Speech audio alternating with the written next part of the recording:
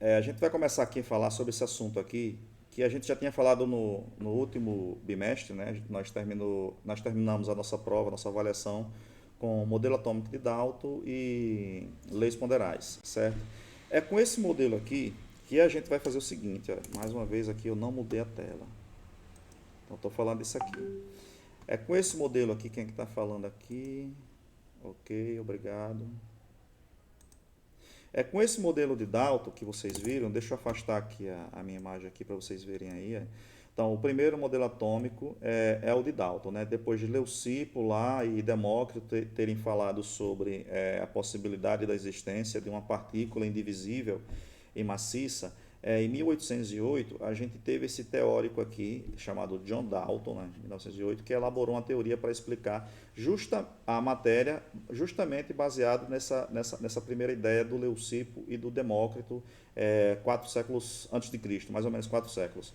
Então, trata-se dos átomos, né? Os átomos são essas esferas, né, de qualidades diferentes. Então, eram conhecidos na época de Dalton, acho que 92, acho que talvez menos que isso, tipos diferentes de átomo. Então, cada um desses átomos, eles existem em abundância, né? Então, tem um conjunto de átomos com uma determinada massa e tamanho, e outro conjunto de átomos com uma determinada massa e tamanho, e aí completa-se 92 tipos de átomos, com cada um com sua massa e o seu tamanho. Com esse modelo simples aqui, esse jeitão de explicar um átomo, uma bolinha, apenas uma esfera, né, a gente consegue explicar um monte de coisa, que foi o caso que a gente usou nas nossas últimas aulas, onde eu tentei explicar para vocês essa reação aqui, né, de síntese é, da água, certo? Da substância que a gente conhece como água. Então, é possível se explicar um monte de coisa com o modelo atômico de Dalton. No ensino médio, vocês vão ver outros modelos atômicos. Então aqui eu comecei a rabiscar, que foi aí quando eu descobri que a coisa estava errada e que tinha que fazer de novo. Eu vou apagar aqui e vamos começar novamente. O que é que a gente vai estudar hoje sobre a partir desse modelo atômico de Dalton? Veja só. Nós vamos estudar o seguinte. Para começar, um pouquinho de história aqui. Os elementos químicos, eles tinham nomes em latim, certo? Quando eles foram descobertos lá na época mais remota da química, né? Então o sódio, ele era chamado de natrium em latim, por isso que o símbolo dele na tabela periódica é Na, certo? O potássio era chamado de cálium, por isso que na tabela periódica o símbolo é o K. E o hidrogênio era chamado de hidrogênio, então correspondendo a como a gente chama ele na nossa língua, em português. Mas o ouro, veja, era auron, né? Por isso que na tabela periódica você vai encontrar AU para o Au. E aí assim vai, né? O cobre, que é o mais controverso, não, é o mais polêmico de todos esses aqui, certo? É representado na tabela periódica como Cu, porque em latim ele se chamava cupro, né? Enquanto que o carbono, certo? Ele coincide aqui a inicial do nome em latim com a inicial do nome em português, né? Que é a letra C, certo? Então, esses aqui são elementos químicos. Eles são representados na tabela periódica, certo? Como elementos químicos. E aí eu expliquei lá no início da transmissão, né, o que seria um elemento químico. Veja, nós temos a bolinha, certo? Digamos que uma bolinha do elemento químico hidrogênio, que eu representei na nossa aula como uma bolinha pintada, assim dessa forma, uma esfera pintada. E aí o conjunto de todos os átomos de hidrogênio que tem massa e tamanho semelhante, certo? Compõe o que a gente chama de elemento químico hidrogênio. Então a diferença de elemento químico para átomo é que o elemento químico é o conjunto de todos os átomos que são iguais, certo? Então representando de acordo com o modelo atômico de Dalton, né? Vamos supor que essa bolinha aqui, né, branca, seja o hidrogênio. E vai ser assim durante os próximos exemplos, né? Então, o conjunto de todas as bolinhas desse jeito aqui, com essa massa e esse tamanho, certo? No universo inteiro, compõe o que a gente chama de elemento químico hidrogênio. E é assim que eles são representados na tabela periódica. Cada quadrinho daquele é um elemento químico, né? E aí, por que é importante a gente saber disso? Porque agora a gente vai começar a mexer com fórmulas de substâncias e tipos de substâncias, certo? Então, pegando aqui pelo texto do livro de vocês, a gente tem a palavra fórmula em negrito, H2O e moléculas, né? Uma fórmula, ela vai representar uma molécula, nesse caso, desse tipo de substância aqui, certo? Então, o que é que a gente vai ver aqui agora? Esse H2O aqui é a fórmula da substância água, que vocês conhecem como água, e aí tem elementos que a gente vai analisar agora aqui dentro dessa fórmula, certo? Nessa fórmula aqui, fórmula molecular, a gente tem elementos químicos, que são quem? Hidrogênio e oxigênio, e a gente tem a quantidade de átomos de cada um desses elementos químicos, né? Então, eu vou escrever aqui a molécula de água e vou indicar aqui, ó, esse número 2 é esse aqui. Esses números são chamados de índices, certo? Então, esse índice 2 vai indicar a quantidade de átomos do elemento químico hidrogênio nessa fórmula, certo? Então, eu tenho 2 átomos do elemento químico hidrogênio. 2 átomos aqui do elemento químico hidrogênio. Já para o oxigênio, observe que o número 1 não aparece, mas aí esse número 1 ele está ali, tá? Subentendido, ocultado, alguma coisa do tipo assim, invisível, certo?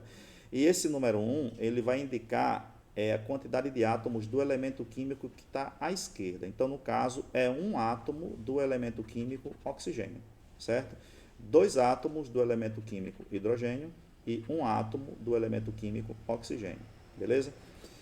Aqui embaixo a gente tem outro exemplo aqui, que nesse exemplo ele dá aqui a fórmula, que é a mesma aqui de cima, mas ele representa aqui com as esferas, né? Que é o que remete ao modelo atômico de Dalton, beleza? Esse modelo atômico de Dalton vai mostrar aqui o átomo de oxigênio é a bola vermelha e como o átomo de hidrogênio a bolinha branquinha, certo? Aqui. Então, eu mostrei para vocês na nossa aula o oxigênio como uma bolinha assim, com um pontinho dentro, né? E os átomos de hidrogênio eu representei aqui como se fosse um pontinho, uma bolinha preta, certo? Repare que eu não estou mais com a mesma energia que eu estava no começo da transmissão, né? Fiquei chateado com o fato de eu ter esquecido de mostrar o material e ficar só eu ali o vídeo, né? Já aqui, nesse caneco aqui, esse recipiente, a gente tem água. Como é que eu sei que tem água aqui, professor? Porque está mostrando aqui a molécula de água. Então, são 2 Hs, né? H2 e o O, certo? Então, H, H e o O. Cada um desse conjunto aqui é uma molécula de água, certo? Molécula de água, molécula de água, molécula de água. Então, o que eu diria aqui desse conjunto? Nesse conjunto, eu só tenho moléculas de água, certo? Portanto, aqui eu já vou adiantando que eu tenho uma substância pura, certo? Essa minha substância pura, né? Ela só tem essa substância, só a substância água, porque só tem a presença das moléculas de água. Pronto, se essa substância é simples ou se ela é composta, a gente vai aprofundando no decorrer do vídeo. Aqui embaixo eu vou ter outros exemplos aqui, certo? E aqui eu vou apagar tudo de novo, pronto. Apaguei. Pronto, aqui a gente vai, usando aqui a mesma metodologia, né? O mesmo tipo de representação, os 2 tipos de representação que a página anterior mostrou. Eu tenho aqui a molécula, a fórmula molecular do metano, certo? E aí eu tenho elementos, que são carbono e hidrogênio, e tenho as quantidades de átomos, que são representadas pelos índices, certo? Quantidade de átomos de elemento químico. Então, aqui não aparece na fórmula número 1, mas ele existe, né? Então, é um átomo do elemento químico carbono. E o 4, que aparece aqui, são 4 átomos do elemento químico hidrogênio, certo? Então, vemos aqui a representação por esferas, né? Da molécula do metano. Aqui é uma molécula de metano, como diz aí no material, né? Então, aqui, veja, hidrogênio, hidrogênio, hidrogênio, hidrogênio e o carbono como um átomo maior e mais pesado, certo? Representado por essa esfera preta, né? Então tá aqui. A mesma coisa aqui, ó. Esse daqui é o gás ozônio, certo? Que caiu naquela prova de vocês. Eu tinha 2 moléculas do gás ozônio que reagem para formar 3 moléculas de gás oxigênio, certo? E aí, esses números das moléculas aqui, certo? são os índices, e esses que ficam na frente, indicando a quantidade de moléculas, são os coeficientes, certo? Então, aqui, tanto esse 2 aqui na frente do O3, quanto esse 3 na frente do O2, são o que a gente chama de coeficientes da equação. Coeficientes. E aí, faltou ali. E e S. Pronto, são os coeficientes da equação. A mesma coisa, a lógica aqui é a mesma. Veja, a gente tem um elemento químico que é o elemento químico oxigênio, e temos 3 átomos para formar essa substância chamada ozônio, né? A molécula de ozônio é aquela que eu falei que fica lá na parte mais superior da atmosfera, protegendo o planeta das radiações mais nocivas do Sol, certo? Então, o que aconteceu lá na prova foi o seguinte, é que a gente tem aqui, deixa eu ver se tem alguém aqui reclamando de alguma coisa, para não ter nenhum erro, né? Alguém diz, vamos voltar, pessoal, acho que já é aqui outro professor, né? Mas eu vou continuar, vou terminar aqui. Veja só, e aí a gente tem essa situação aqui, onde a gente tinha, né, duas moléculas da substância ozônio, que se transformam em 3 moléculas da substância oxigênio. Embora os dois sejam gás, seja elemento químico oxigênio, o fato de aqui ter 3 átomos e aqui ter 2 átomos desse elemento químico faz desses dois componentes aqui serem substâncias diferentes. Então, essa com O3 é o gás ozônio e essa com O2 é o gás oxigênio que a gente respira. Beleza? Então, a lógica era a seguinte, olha, veja, se eu tenho aqui 2 moléculas de O3, então eu tenho 2 vezes 3 átomos, que dá 6 átomos, né, de oxigênio, do elemento químico oxigênio. Já aqui nos produtos, eu tenho 3 vezes 2 átomos aqui, que dá 6 átomos também. Então, se você começou com 96 gramas nos reagentes, você vai ter que terminar com 96 gramas nos produtos, porque os átomos que estão nos produtos são os mesmos átomos que estavam nos reagentes.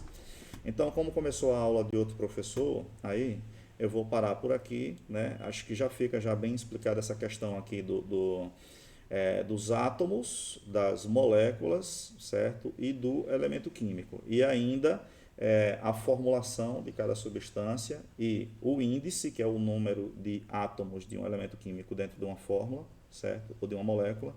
E também fica explicado aqui mais ou menos também o coeficiente da equação, que são esses números na frente das fórmulas moleculares que vão indicar a quantidade de moléculas que você vai ter nos reagentes ou nos produtos. Então é isso aí, com essa parte aqui eu me despeço. Infelizmente eu perdi boa parte do vídeo por vacilo meu mesmo, então fica aí mais um pedido de desculpa, mas vai ficar valendo esse vídeo aqui, pelo menos essa última parte até aqui ela fica valendo. Então eu vou recortar o vídeo todo e vou botar para vocês lá no grupo, tá certo? O link do YouTube. Valeu e um abraço.